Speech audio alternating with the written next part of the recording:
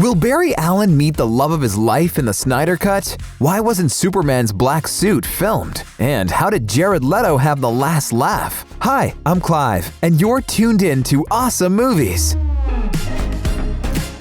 The Flash saves Iris West.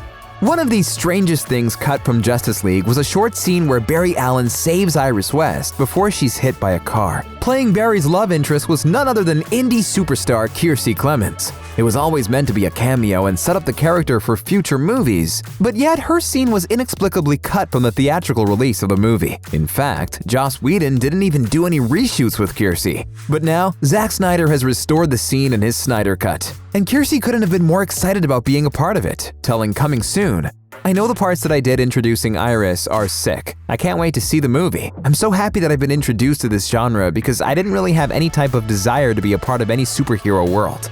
Considering the upcoming Flash movie, it only makes sense to introduce Iris here. Justice League can lay the groundwork for who she is and her relationship to Barry, then expand on it in future films. At least fans will finally have the opportunity to see Kiersey as Iris after all this time. Darkseid is.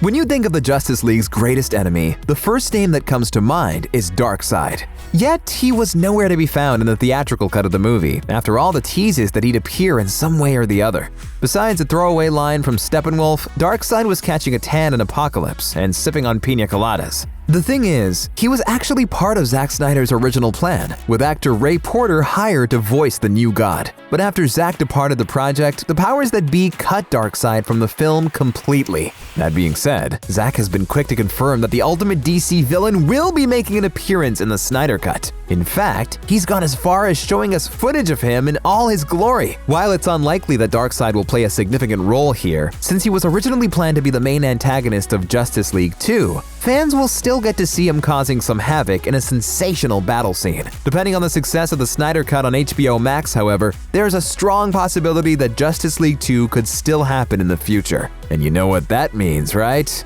More Darkseid. A redesigned Steppenwolf.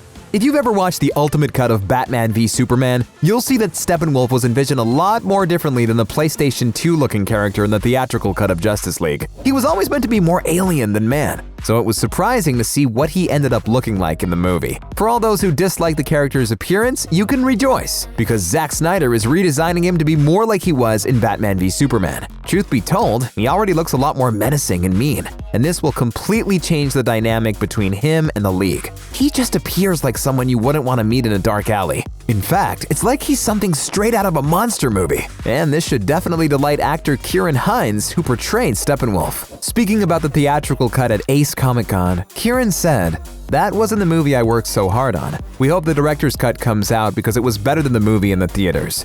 Well, Kieran, you certainly got your wish, as did the rest of us. A new nightmare.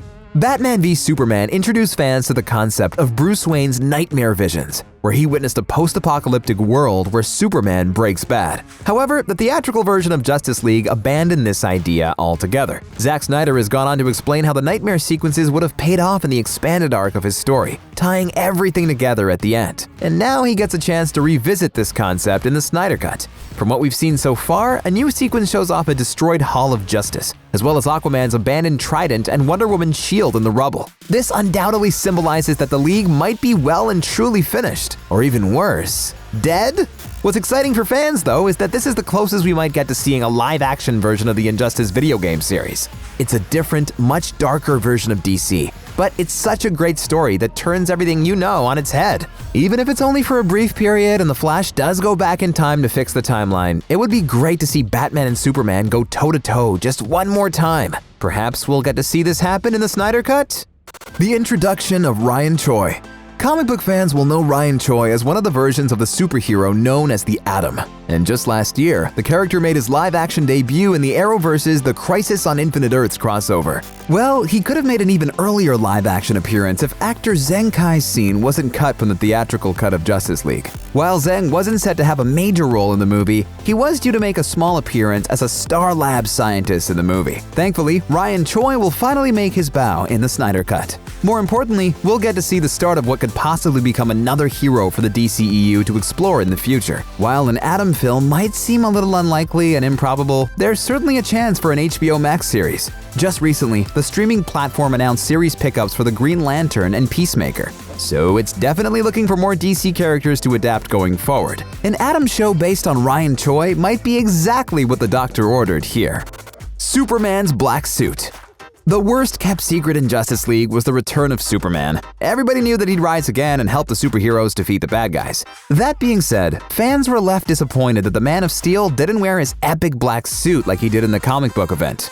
Plus, no one really liked his weird-looking Shrek face because of the digital removal of Henry Cavill's mustache. Well, the good news is the Snyder Cut will change all of this. Zack Snyder has already released new footage showing that Supes will be back in black this time around. Yet, funny enough, the black suit wasn't actually used on set because the studio rejected it, so Zack had to get creative. During a Justice Con panel, Zack said, "I would argue for the black suit all the time, and they said it was not a good idea. I knew it was the correct evolution for him after he rose from the dead, but the perception of the black suit was just, you're trying to make the movie dark and not hilarious." This time, though, Zack got his way. So through some computer wizardry, he managed to change the color scheme from blue and red to black. And you know what's even better news? He won't have to remove anyone's mustache digitally! The arrival of the Martian Manhunter. In modern times, when you think of the Justice League, you think of a version that includes Martian Manhunter. While there were rumors that the theatrical cut of Justice League would introduce him, it turns out that the character was right under our nose. But his reveal would have happened in this movie. The original plan was for Harry Lennox's character Calvin Swanwick to be unmasked as Martian Manhunter. If this had happened in the cinema, guarantee that you would have heard the fans' reaction around the world. That being said, Harry explained that he didn't get a chance to film the scene because his part was cut after the script was rewritten. However, with the Snyder Cut now in full force, he said he'd be more than happy to return and shoot it. While it hasn't been confirmed that Harry has shot this new scene, the storyboard art reveal at DC Fandom indicates that there are plans to include this sequence in the new version of Justice League. Honestly, it doesn't feel like the real Justice League without Martian Manhunter, so we're hoping that Zack Snyder picked up the phone and called Harry. The Joker's last laugh? Jared Leto's Joker received a divisive reaction when he first appeared in Suicide Squad. Not many fans could get behind the tattooed gangster look, which looks significantly different from how people remember the Clown Prince of Crime from the comics and other movies. Still, the majority of the audience was willing to give him another chance, especially considering the award-winning actor's pedigree. But that looked like it would never happen after Joaquin Phoenix was cast as a new Joker. However, The Hollywood Reporter recently revealed that Leto was actually joined the Snyder Cut to reprise his role as Mr. J and film some additional footage. It was a shocking turn of events, considering how Leto wasn't even part of the original Justice League shoot in the first place. But it actually makes sense when you think about it. If the Justice League is meant to face off against evil, there's no bigger evil than the Joker, even if it's just a tiny appearance. This supervillain deserves to be featured in arguably DC's biggest team-up. And who knows, with Ben Affleck returning as Batman for the Flash movie, maybe there's a possibility that Jared might do so in the future as well. The multiverse is officially open for business, so that means that absolutely anything is possible right now. Undoubtedly, the Snyder Cut is set to give fans everything they've ever wanted. After all, we asked Warner Brothers and DC to release the Snyder Cut, and they duly obliged. Now we only need to wait until 2021 to see what other superhero goodness awaits us. But now, it's time to hear from you. Are you looking forward to Zack Snyder's Justice League and the fact it'll be a 4-part miniseries instead of a movie?